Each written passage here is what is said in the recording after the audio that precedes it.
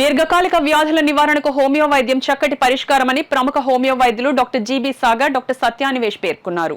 Kakinada military road junction లో నూతనంగా ఏర్పాటు చేసిన వైష్ణవి హోమియో హాస్పిటల్ ప్రారంభోత్సవ కార్యక్రమం ఘనంగా జరిగింది. కార్యక్రమానికి డాక్టర్ అడవాల శ్రావణి అధ్యక్షత వహించగా ప్రముఖ హోమియో వైద్యులు డాక్టర్ జీబీ సాగర్ ముఖ్య అతిథిగాను, డాక్టర్ సత్యానివేష్ విశిష్ట అతిథులుగా పాల్గొన్నారు. తొలుత వైష్ణవి హోమియో హాస్పిటల్ను అతిథులు జీబీ సాగర్ ప్రారంభించి కొబ్బరికాయలు కొట్టి పూజా కార్యక్రమాలు నిర్వహించారు. అనంతరం డాక్టర్ సాగర్ మాట్లాడుతూ దీర్ఘకాలిక వ్యాధుల నివారణకు హోమియో వైద్యం ఎంతగానో ఉపయోగపడుతుందన్నారు. డాక్టర్ శ్రావణి మాట్లాడుతూ ప్రజలు వైష్ణవి హోమియో హాస్పిటల్ సేవలను సద్వినియోగించుకోవాలన్నారు.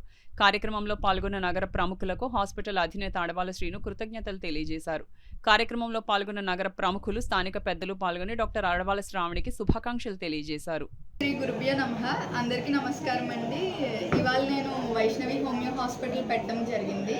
సో ఈ స్టేజ్ వరకు ఇంతవరకు రావడానికి మెయిన్ రీజన్ ఫస్ట్ మా గురువు గారు జీబీ సాగర్ గారు, అలాగే నాకు ఎంతో ప్రోత్సాహం ఇచ్చిన మా తల్లిదండ్రులు శ్రీనివాసరావు గారు, విజయలత గారు అండ్ మా సిస్టర్ కూడా నాకు ఎంతో సపోర్ట్గా నిలిచారు. అండ్ మా అమ్మాయి వైష్ణవి ఆద్యశ్రీ కూడా. అండ్ హోమియోపతి ఈ రోజుల్లో చాలా అభివృద్ధి చెందుతుంది అండ్ సింగిల్ డోస్ మెడికేషన్ ఇవ్వడం అన్నది చాలా ముఖ్యం ఈ హోమియోపతిక్ ప్రాక్టీస్లో. అంటే సింగిల్ డోస్తో తగ్గించడం అన్నది చాలా ఇంపార్టెంట్.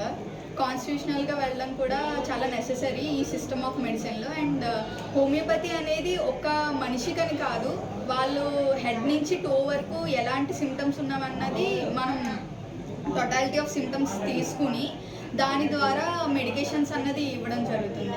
సో ఎవరికైనా ఏ సమస్యతో అన్నా హెల్త్ రిలేటెడ్ ప్రాబ్లమ్స్తో ఉంటే కనుక ఖచ్చితంగా మా హోమియోపతి హాస్పిటల్కి వచ్చి నన్ను ఎంకరేజ్ చేసి అలానే మీ డిసీజెస్ కూడా త్వరగా తగ్గించుకుని మంచి హెల్తీగా తయారై వెళ్తారని చాలా ఆశిస్తున్నాను. And thank you so much.